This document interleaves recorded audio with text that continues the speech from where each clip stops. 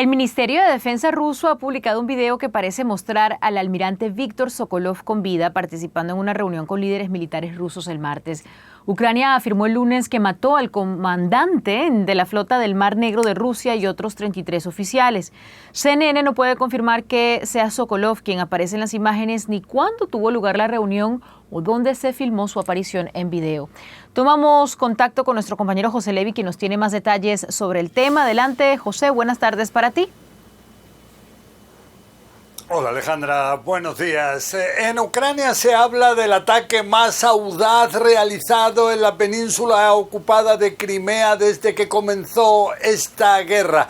Y es que ellos aseguran que en un bombardeo en la ciudad portuaria de Sebastopol, en el sur de esta península de Crimea, habrían alcanzado el cuartel general del ejército de la flota del Mar Negro, donde se encontraban en ese momento en una reunión el almirante Viktor Sokolov, el comandante jefe de toda la flota en el Mar Negro, y 33 oficiales que aseguran habrían perdido la vida en ese mismo ataque. Según lo que dicen en Ucrania, esto decapitó a lo que es los jefes del ejército de esta flota en el Mar Negro, y esto puede tener consecuencias para cómo pueda el seguir siendo comandada esta flota en el futuro cercano hasta que pueda reorganizarse.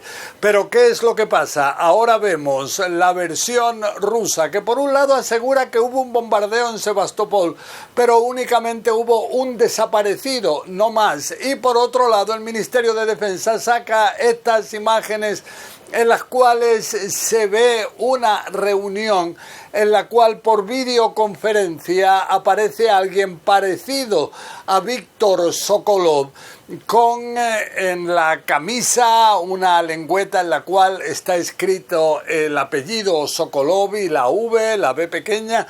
Y esto es imposible de confirmar si realmente se trata o no de Viktor Sokolov. Lo que sí es que Dmitry Peskov, el vocero del Kremlin, se negó a negar o a confirmar la información. En cualquier caso, estamos sin la posibilidad de verificar si realmente este almirante central perdió o no la vida. Lo que sí es que siguen los ataques desde el Mar Negro contra el interior de Ucrania. Vemos que 2 personas fallecieron en el puerto de Odessa en uno de estos ataques, otras 6 personas en la ciudad de Gerson. Son ataques con drones, también misiles hipersónicos, pero en Ucrania aseguran que estos ataques los puede llevar a cabo la flota en el Mar Negro por inercia, no porque hayan recibido órdenes concretas de sus comandantes. Alejandra.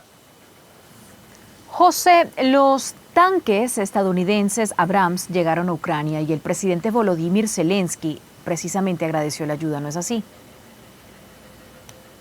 Sí, efectivamente, se trata de un número todavía no especificado de tanques de los 31 a los que se comprometió Estados Unidos a enviar a Ucrania. Es de señalar que ya en el mes de mayo comenzaron soldados, equipos ucranianos a entrenarse en Alemania para el uso de estos tanques. ¿Qué espera el presidente Volodymyr Zelensky? Esperan en Ucrania tenga un importante poder disuasivo sobre el ejército ruso al saber que tienen delante a uno de los mejores tanques del mundo. Lo que sí es que vemos que, por ejemplo, Sergei Lavrov, el canciller ruso, él aseguró que todo esto demuestra que Rusia no solamente está aquí en guerra con Ucrania, sino también con la propia Estados Unidos y sus aliados. The UN Human Rights Council is taking a hard line against Russian activity in Ukraine, as you might expect. The group says there is continuous evidence of Russian war crimes, including attacks harming civilians and attacks on medical facilities and energy infrastructure. In the Kherson region, the council reports that Russian soldiers raped and committed acts of sexual violence against women from 19 to 83 years old, and they heard accounts of torture. A victim who suffered torture through electric shock stated, "Every time I answered that I didn't know or didn't remember something, they gave me electric shocks. I don't know how long it lasted. It felt like an eternity." In some cases, torture was inflicted with such brutality that it caused the death of the victims. The Commission says it's also looking into the alleged transfer of unaccompanied minors by Russian authorities to the Russian Federation. Joining me now from Geneva, Switzerland, is Youssef Syed Khan, a senior lawyer with Global Rights Compliance, which specialises in humanitarian law, and he joins me now on the phone. Great to have you with us, sir. Just testing the line. Can you hear me? Yes, I can hear you. Fantastic. What is your reaction to this latest update and the findings from the UN Commission? The findings really underscore and bolster what Global Rights Compliance has been looking into since the full-scale invasion by Russia of Ukraine in February last year. Since the 24th of February last year, we've been documenting not only incidents of torture, but also several atrocity crimes, including what amount to war crimes, crimes against humanity, and a potential genocide. My specific role is to look at how these crimes intersect with starvation as a method of warfare, in terms of how starvation is being used not only in sieges, but also how it overlaps with the pillage of grain infrastructure, as well as the destroying, removing, and rendering useless of objects indispensable to the survival of the Ukrainian population. The reports as well, the tragic and ancient notion that rape has long been a weapon of war, but of the rape of women between the ages of 19 and 83 is deeply harrowing and just unconscionable. What more can you tell us about the accusations of sexual violence that the Russians have perpetrated?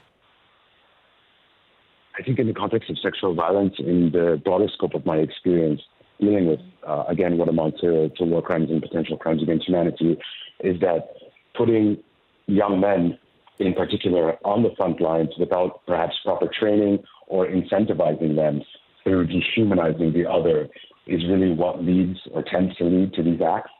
And they're something that we have a dedicated team at Global Rights Compliance on sexual and gender-based violence and conflict-related sexual violence who is dealing with this and supporting the Office of the Prosecutor as well as the Regional Prosecutor's Office to achieve justice for those victims. One country, Germany, literally turned its post-war defense policy around and vowed to provide Ukraine with military help for as long as it takes. In New York, I asked the German Foreign Minister, Annalena Baerbock, about the urgency then and a general sense of anxiety settling in now. Foreign Minister, welcome to the programme. Let me start by asking you, this week seems to have been all about Ukraine and the defence of democracy. There was a Security Council meeting. I know Zelensky pretty much said, come on, UN, step up, give us more support.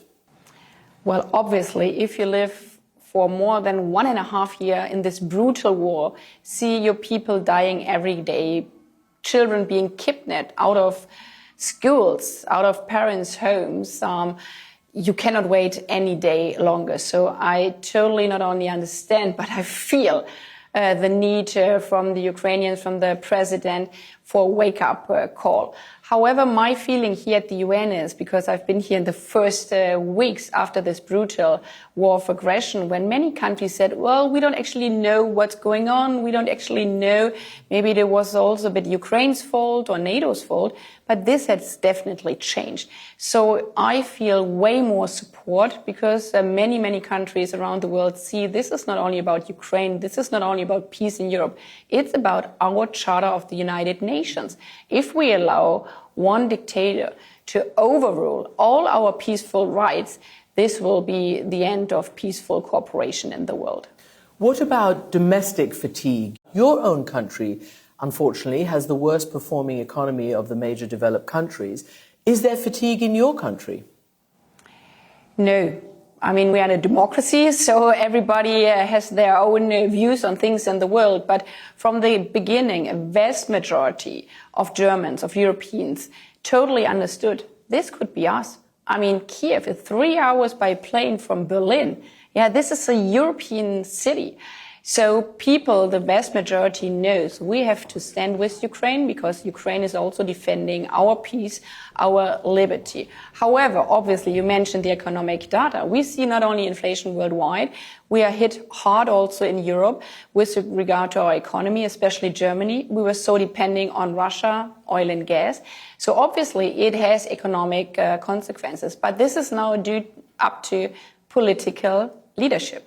In these kind of times, you have to make the right decision to support Ukraine, the peace, but you have to explain then people why we need to do it. And you have to work also then with other social programs to counter the negative effects for the normal people, the normal family. And this is what we try to do. So that's